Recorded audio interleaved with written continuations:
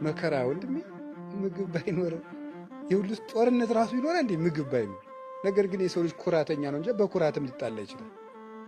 ምግብ ነው የሁሉ መከራ የሚያመጣው። በሽታ ቢመጣ በምግብ ለኩላሊት ጥሩ ነው የተባለው ምግብ ለጨጓራ ክፉ ይሆናል። ለጨጓራ ጥሩ ነው የተባለው ለልብ ክፉ ይሆናል። መከራ የሆነ ነገር ነው በዚህ ዓለም መኖር እና ለምንድን ነው ግን ቤተክርስቲያን እንዲህ የምታደርገው ሲባል መልአካዊ ሕይወት እና ቅዱስ ወግሪስ ሲናገር ምን ይናገራል? በቀን አንድ ጊዜ የሚበላ ሰው መልአክ ነው። በቀን 2 ጊዜ የሚበላ ሰው ሰው ነው። በቀን 3 ጊዜ የሚበላ ሰው እንስሳ ነው ይላል። በቀን አንድ ጊዜ የሚበላ ምንድን ነው? መልአክ ይበላል አይደለም? መልአክ ይበላል እንዴ? በቀን አንድ ጊዜ ምንድን ነው? አብዛኛው ሕይወቱ ወደ ምን ያደላ ነው ማለት ነው? ወደ መልአካዊ ሕይወት ያደላ ነው። በቀን አንድ ጊዜ የሚበላ መልአክ ነው። 2 ጊዜ የሚበላስ ተመስገን። 3 ጊዜ የሚበላውስ እንስሳ ነው። ወደ እንስሳነት እየወረድ ነው። ከ3 ጊዜ ወደ 2 ጊዜ ስትቀንሰው ሰው ትሆናለህ። ወደ አንድ ጊዜ ሲያመጡት ደግሞ አባቶቻችን የሚኖሩት በገዳም ዘግተው ትርምት እያዙ የሚኖሩት ደግሞ እነሱ ምን ይሆናሉ? መልአክ ይሆናሉ። መልአክ ይሆናሉ። ጾም ማለት ይሄ ነው። ጾም የሚጾም ሰው ስጋሁ ለጸዋሚ ኢይትከሃሎ ከመ ይኑም ኩላ ሌሊተ ፊልክስዩስ ሲናገር መጽሐፈ መነኮሳት የጾመኛ ሰው ሰውነት ሌሊቱን ሙሉ ተኝቶ ማደር አይቻለውም ይላል። ጾም የትጋት ምንጭ ነው። ትጋት የሚገኘው ከጾም ነው። ሰው በልቶ ትጉ ሊሆን አይችልም። እንዲያውም በጣም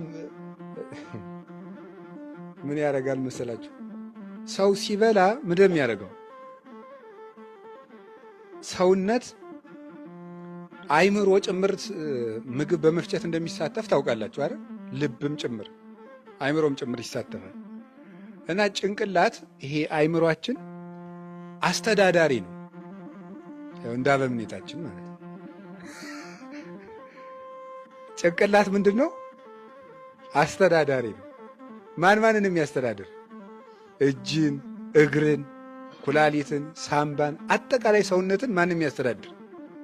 ይሄን የሚያስተዳድር እና ሆድ የምን አካል ነው? አንድ ግዛቱ ነው።